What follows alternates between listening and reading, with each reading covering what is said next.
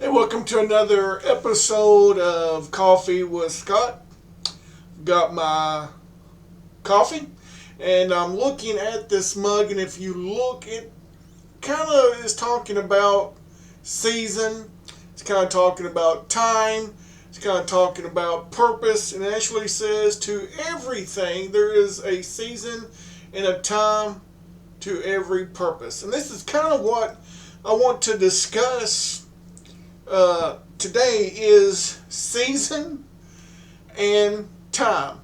And I want to kind of, we're not going to take a real in-depth look at a season that we are in. When I done a video about 2 weeks ago, I think, and I think I may have entitled that video Walking with Scott. And we talked about getting ready for the Feast of Trumpets, which was last Wednesday. So, following Feast of Trumpets is the Day of Atonement. And we can read about the Day of Atonement in Leviticus 23. This is what I want to kind of talk just a little bit about today, and maybe give you a different perspective, something to think about when it comes to the Day of Atonement. If we go to Leviticus 23 and verse 27, it says, "Also on the 10th day of this 7th month, there shall be a day of atonement. It shall be a holy convocation, a set-apart rehearsal." We are to, and I want to bring that out, we are to rehearse this Day of Atonement. And he says, "It shall be a holy convocation unto you, and you shall afflict your souls, and offer an offering made by fire unto Yahweh."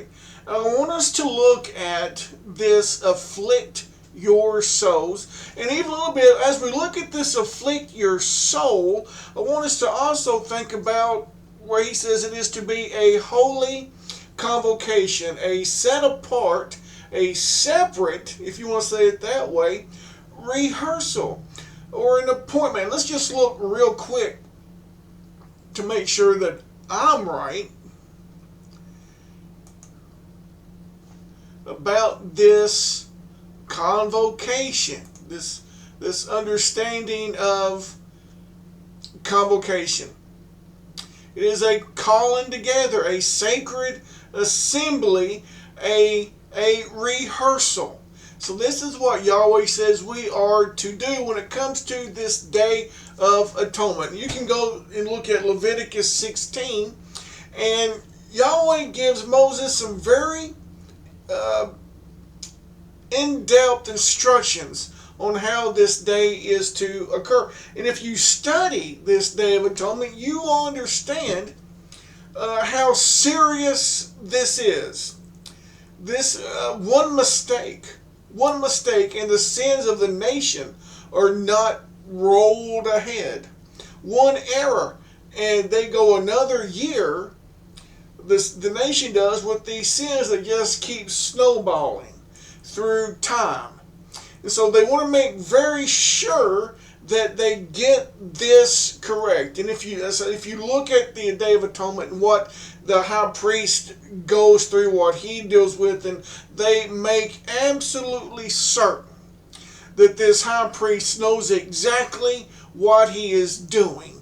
They even had a alternate high priest. If something happened to this one, we move in another high priest to take his place.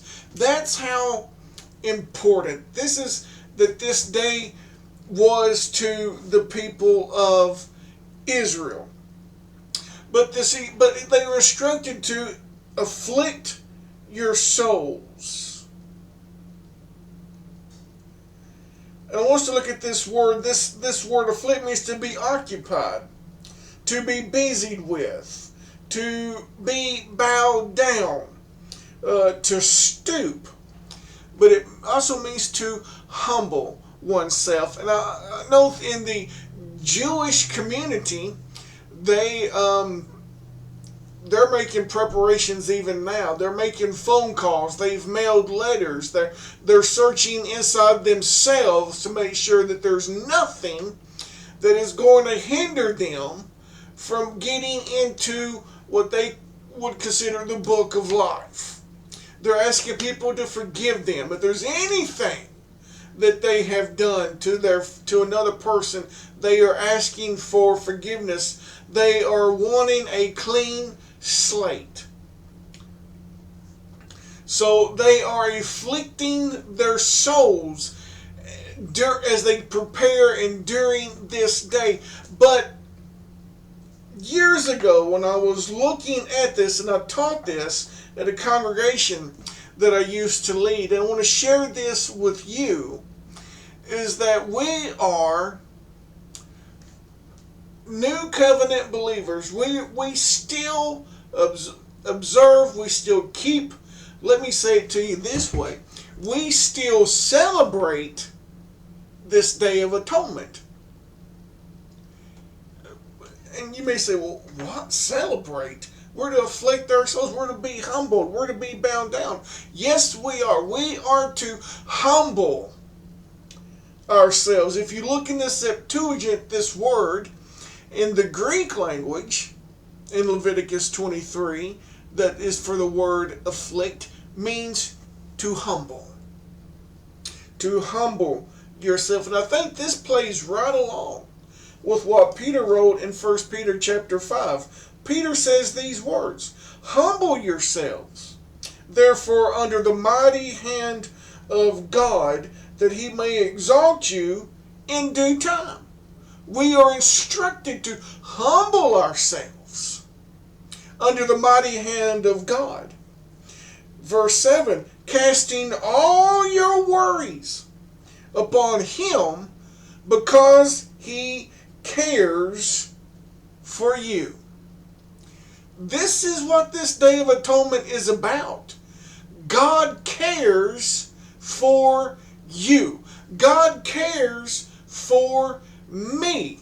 And because he cares, all of the worries, all of the stress, all of the sin, I put on him. And that's what they did to those goats.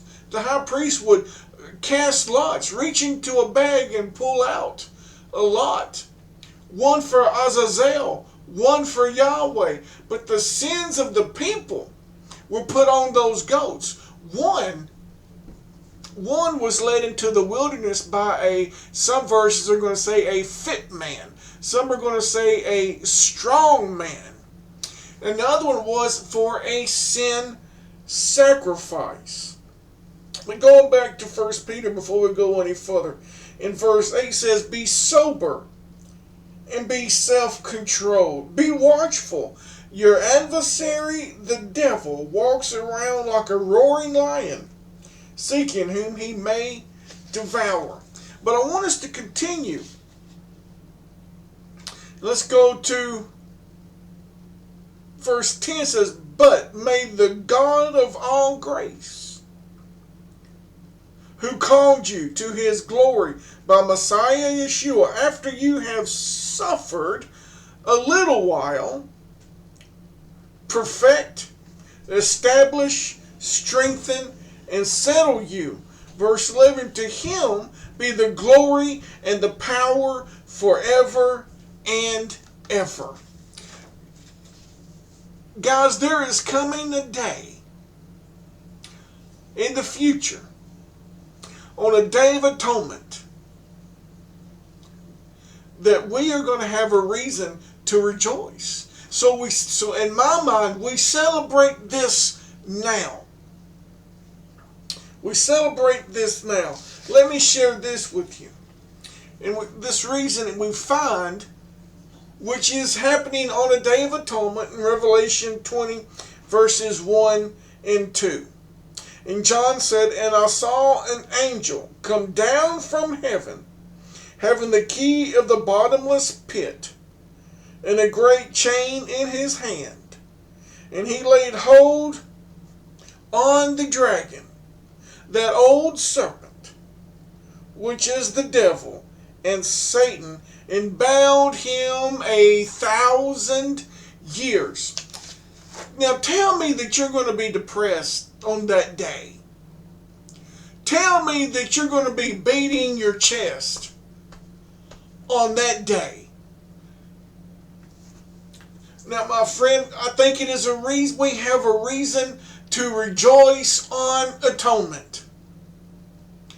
Because we have a reason to celebrate. We have a reason. Let me say that you have a reason to rehearse this day in Revelation that I just read, Revelation 20, because your adversary, that one that walked around like a roaring lion, your adversary, the devil, Satan, that old dragon, is going to be bound and put in a bottomless pit for 1,000 years.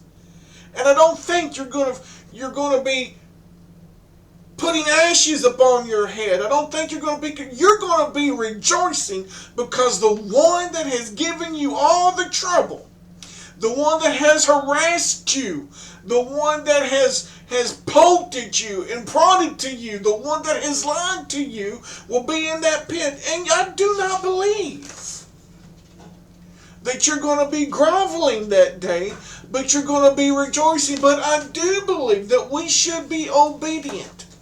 We should be humbled, because it will be the hand of God that has orchestrated this whole thing.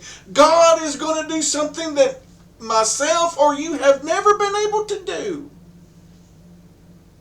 And that is to imprison that dragon, that devil, your adversary. You and I fight him every day. Every day. But when God steps on the scene, on that day of atonement, and that angel comes down with that chain and binds him and throws him in that pit, you and I have a reason to rejoice. No more having to deal with this thing that has pestered us for years and years and years. No longer having to deal with this one that has causing chaos all around us and desires to cause chaos in your life, in my life. Let me Deuteronomy 23, where we read of the Day of Atonement, and we're told to keep it a holy convocation. We are in a different time. The sin sacrifice has been paid. Lord, I thank you for paying the price for my sins. I thank you for taking upon yourself. Thank you. I couldn't do that. You done it. I'm humbled at the fact that my Creator would do that for me. But now I rejoice in the fact that my Creator done that for me. I rejoice in the fact that in the near future, that old dragon, that serpent, the devil, is going to be bound and will never cause me another issue. This is the season we're in. Humble yourself under the mighty hand of God and rejoice in this day of atonement for what lies ahead.